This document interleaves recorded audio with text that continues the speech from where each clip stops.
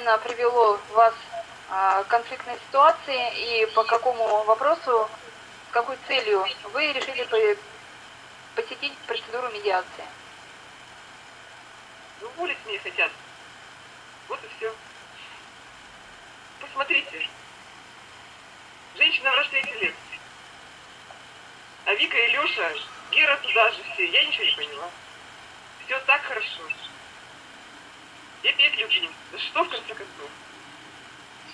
Не знаю. Помогите. Хорошо. Спасибо.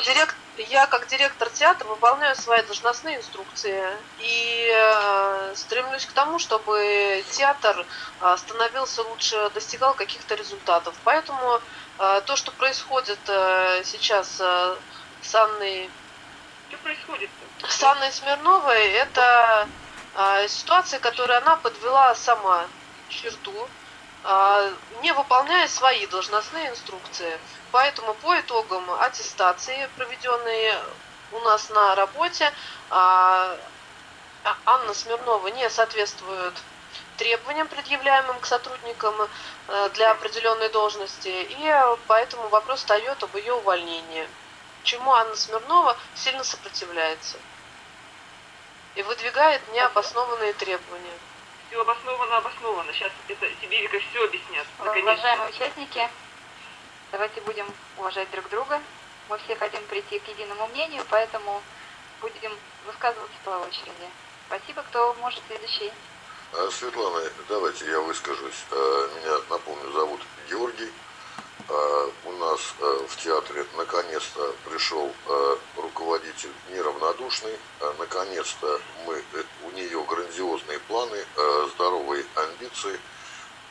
Наконец-то мы можем творческие замыслы реализовывать.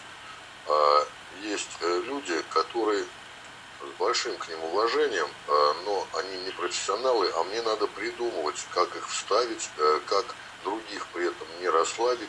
То есть, если у меня будет артист хора, который не может петь с листа, которого не сбито дыхание, который не вписывается мне в номер, и если я не смогу этого человека, скажем так, привести к знаменателю или с ним расстаться, то завтра у меня весь хор будет, в общем-то, сброд анархистов, и у руководителя с его амбициями они все останутся мечтами, и мы ничего, наконец, не реализуем.